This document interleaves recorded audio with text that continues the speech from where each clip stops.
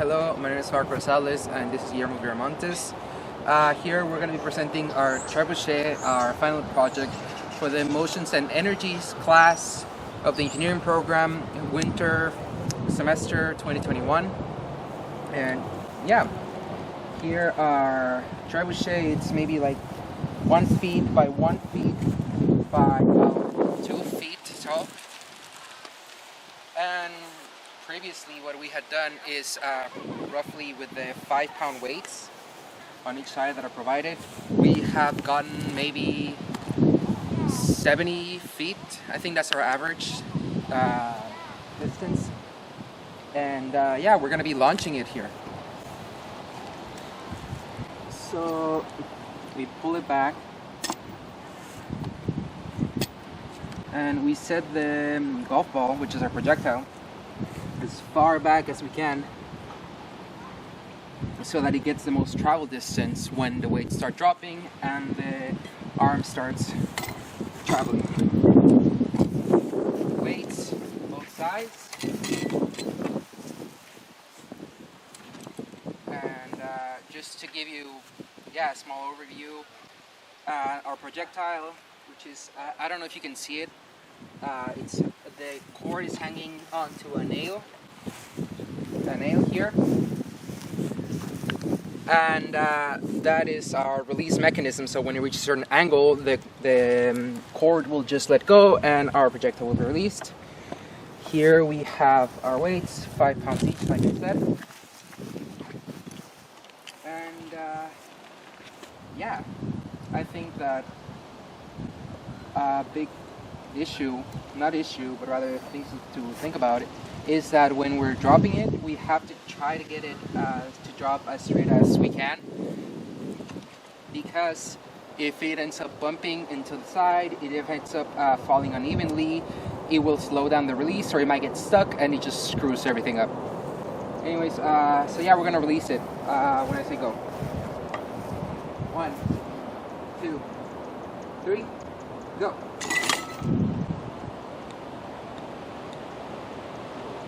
So, this is a floating arm trebuchet. This was a project made for the Motion and Energy course in the Engineering Technologies program at John Abbott College. So, this was our project, which was developed throughout the course of 3 lab periods in which students were tasked with designing, constructing, and testing a functional trebuchet. This model right here represents a functional prototype, which could then be developed into a more refined piece, of course. Now, how was this built? Well, of course, there were some constraints. First of all, the piece was to be fit within a 1 foot by 1 foot by 2 feet container. This was to be done by using only 8 feet of the provided wood planks. We also used some threaded rod and some wheels that were, of course, stolen from the robotics club. Not to mention weights and screws and bolts and nuts and whatnot. Let's talk about the principle of operation. So the principle of operation, how does this work? Well, a trebuchet obviously works through the principle of energy transfer.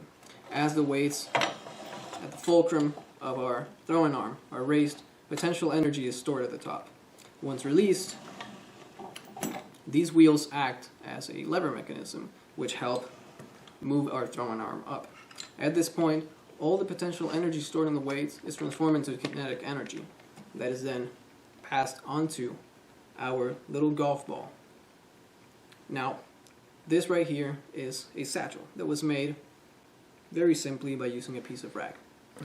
These are, of course, the 2 strings that are attached to our throwing arm.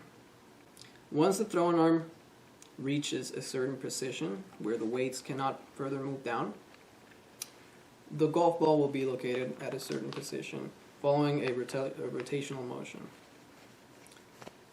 Reaching a certain angle, a release mechanism will allow for this string to be released, allowing the golf ball to move in a tangential motion to the rotational motion that it had followed previously. This release mechanism is a simple nail that can be twisted to adjust the angle at which the ball can be released. We have adjusted it to a certain angle that has allowed us to reach a range of 70 feet, which was probably the best that we got from this design. From the challenges, the first challenge that we had to deal with was, well, how can we construct this with 8 feet of wood? So, of course, we had to plan out everything so that every piece could be fit correctly, and we got some spare parts. With that, we were able to build these two pieces that allowed for our throw-on arm to be positioned correctly without much movement that would impede or its movement or cause any friction in the process of releasing the weights. Furthermore, we had to time constraint. That was another problem in our process of creation, but this is of course normal to every project. So, with that, how does it operate? Well, once we reach the top of these weights, a golf ball is put into this satchel, which is then attached to this end of the throwing arm. The wheels are verified to be placed correctly, and then the weights are released, letting us throw golf balls at ranges of 70 feet or whatever your model allows you to do. So this is it. Thank you.